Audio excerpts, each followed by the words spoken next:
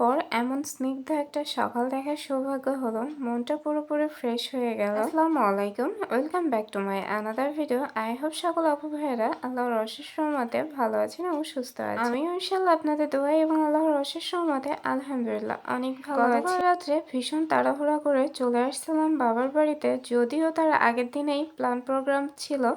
তারপরও খুব একটা দোটানার ভিতরে ছিলাম, বাবার বাড়িতে আসবো কি আসবো না এইটা নিয়ে। চাচাতো বোনের মুখে ভাত, চাচা ফোন দিয়ে দাওয়াত দিছে, না আসলে কি হয়। তো অনেক চিন্তা ভাবনার পরও চলেই আসছি।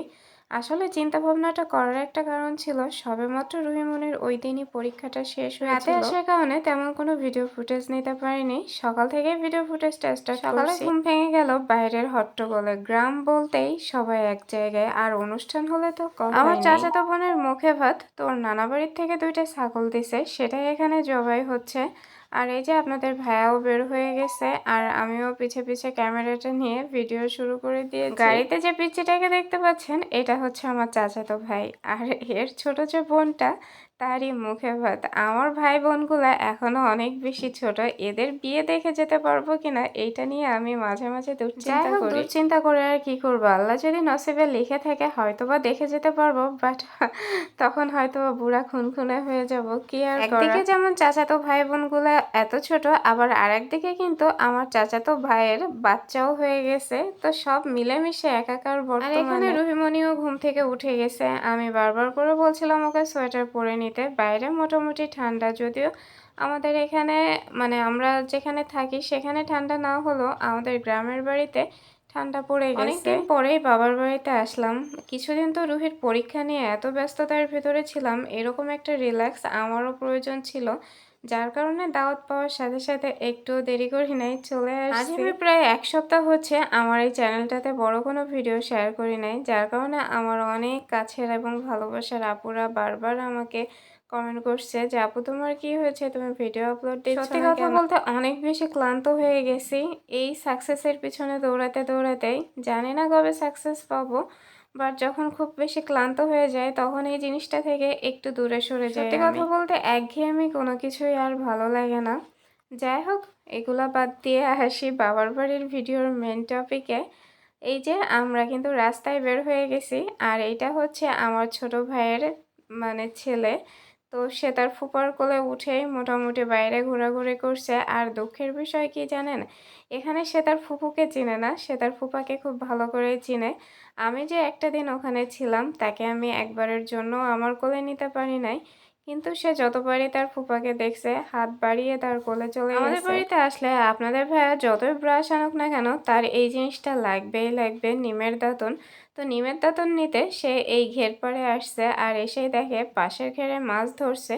তো সে আমাকে বলছে যে বড় বড় মাছ যদি পাই তাহলে সে বাসার জন্য নিয়ে যাবে। মানুষ শুধুমাত্র একটু খাওয়ার জন্য ভালো মন্দ কতই না কষ্ট করে। যেখানে আমরা ঠান্ডায় পানিতে হাত দিতেই ভয় পাচ্ছি, সেখানে তারা গলা অবধি পানিতে নেমে মাছ ধরছে। এই দুনিয়াতে আমরা যারা আছি, আমরা কিন্তু সবাই শুধুমাত্র দুবেলা পেট ভরে খাওয়ার জন্যই যত কিছু যা করি, সেটা অন্যায় কাজ হোক আর ন্যায় কাজই হোক, সবকিছুই কিন্তু দুবেলা খাওয়া আর ভালো থাকার জন্য। তবে আপনাদের ভাইয়ের এতক্ষণ দাঁড়িয়ে থাকার অপেক্ষাটা বৃথা গেল, কারণ এখানে কোনো বড় মাছই ওঠে নাই, তেমন সবই ছোট মাছ ছিল। তো সে ওখান থেকে ব্যর্থ হয়ে এসে এই যে উঠানে রোদে চেয়ার নিয়ে বসে গেছে। তো আমি আসলে এখানে একটু টিকটক ভিডিও শুট করার জন্যই মূলত এই ভিডিওটা করছিলাম, যার কারণে রেশিওটা ছোট হয়ে গেছে। আমার বাবার বাড়ির পিছনের এই যে পানির জায়গাটা দেখছেন, এটাকে কেউ ভুলে নদী মনে করবেন না, এটা আসলে ঘের। আর এই ঘেরের ভিতরে দেখা যায় মাছের খাবার দেওয়ার জন্য নৌকা সবসময় থাকে। চিন্তা করে গেছিলাম, তেমন কোনো কাপড় চোপড় নেই, জাস্ট একটা মানে যে মুখে ভাতের অনুষ্ঠান তাতে পরবো দেখে কোনো রকম ভালো একটা জামা নিয়ে গেছিলাম। তো কাকিমা ভাইয়ের বউরা অনেক বেশি জোরাজোরি করলো শাড়ি পরার জন্য, কিন্তু শাড়ি তো আমি নিয়ে যাই নাই।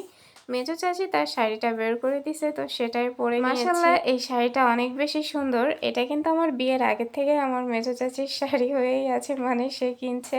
আমি অনেকবারই ভাবছি এই শাড়িটা আমি পরবো, কিন্তু কখনোই পরা হয়নি। তো আজ আমার মেজো চাচি বলছে এই শাড়িটা পরতে, তো পরেই নিলাম। সবকিছু সেরে লাস্টে আমরা খেতে বসে গেছি। আসলে বাইরের কোনো মেহমান না, আমরাই শুধু, আমার 2 ফুফু, আর আমরা 2 বোন আর হচ্ছে আমাদের বাড়ির লোকজন। আমাদের বাড়ির লোকজনই প্রায় 20-25 জন। আমাদের বাড়ির সবাই আলাদা আলাদা থাকলেও দেখা যায় অনুষ্ঠান যখন হয় তখন এক রকমের যৌথ পরিবারই হয়ে যায়। আর এই বিষয়টাই আমার অনেক বেশি ভালো লাগে, আমি অনেক বেশি এনজয় করি। তো এখানে আমি যতটা না খাবো তার থেকে 3 ডাবল পরিমাণে ভাত, মাংস সবকিছু আমার প্লেটে চাপিয়ে দিয়েছে। যদিও আমি নিতে চাইনি, আমার ফুপু বলল নাও, পরে কাউকে দিয়ে দিও। তো তার কারণে আমি নিছি, কিন্তু খাইতে পারছিলাম না, অনেক বেশি কষ্ট হচ্ছিল। কিন্তু সত্যি কথা বলতে খাবারগুলো অনেক বেশি মজার ছিল। একটা দিনের জন্য বাবার বাড়ি গেছিলাম, অনেক বেশি মজাও করছি। বাসায় আসতে আসতে 7টার মতো বেজে গেছিল, তখন আর ভিডিও এডিট করতে পারিনি বা কোনো ভিডিওও নিতে পারিনি। আর এই ভিডিওটা ছিল আমার পরের দিন সকালবেলা, মানে গতকাল সকালবেলা বলতে কি প্রায় হচ্ছে 11টা 11:30টার দিকে। এখন শীতের দিনে তো রান্না বান্না সকাল সকালই করতে হয়। দুপুরের জন্য রান্না করব পাবদা মাছ, কিন্তু কেন জানি না ইদানিং আমার পাবদা মাছটা একদমই ভালো লাগে না। ভালো লাগে না বলতে কি, পাবদা মাছের গন্ধ নাকে গেলে বমি আসে। এটা আসলে কি কারণে হয় আমি নিজেও জানি না। তো ওদের জন্য পাবদা মাছ ভুনা করছি, আর আমার জন্য একটু লইটা শুটকি ভুনা করছি। কি বলবো, লইটা শুটকির কথা আমি এখনই বলছি আমার জিভে পানি চলে আসছে। যদিও সকাল থেকে তেমন কোনো কাজকর্ম করতে আমার একদমই মন চাচ্ছিল না। বাবার বাড়ি থেকে আসলে হয়তোবা প্রতিটা মেয়েদেরই এমনই হয়। যতই শান্তি নিজের বাড়ি থাকুক না কেন, বাবার বাড়ির জন্মস্থান থেকে চলে আসার পরে অবশ্যই সেই বাড়ির লোকজনকে একবারের জন্য হলেও আমরা মেয়েরা মিস করি। লইটা শুটকি আমার ভীষণ পছন্দের একটা খাবার। আমি ঢাকায় গেছিলাম মানে এই বছরই ফেব্রুয়ারিতে, তখন আমার ননদ আমাকে অনেকগুলা শুটকি দিয়ে দিয়েছিল। তো খাইতে খাইতে একদম লাস্ট পর্যায়ে চলে আসছে, আর কয়েকটা মাত্র শুটকি বাকি আছে আজকেরটা বাদ দিলে। তো সেটা হয়তো বা আরেকদিন ভর্তা করতে পারবো। এই লইটা শুটকিটা আমি অনেক বেশি পছন্দ করি। আমাদের এদিকে তেমন একটা শুটকি পাওয়া যায় না, বেশিরভাগ সময় আমি আমার ননদের বাসা থেকে শুটকি আনি। আমার মতো কে কে এরকম লইটা শুটকি পাগল আছেন অবশ্যই কমেন্ট বক্সে জানিয়ে যাবেন।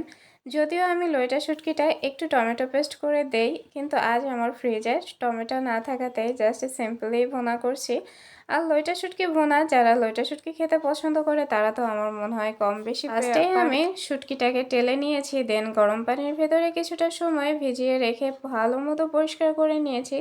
শুটকিটা কিন্তু অনেক সময় দেখা যায় অনেকেই খুব ভালো মতো পরিষ্কার করতে পারে না, তো সেক্ষেত্রে লইটা শুটকির যে অরিজিনাল স্বাদটা সেটা কিন্তু পাওয়া যায় না। তো আমি কিন্তু শুটকি রান্নার আগে অনেক ভালো করে সেটাকে পরিষ্কার করে নেই।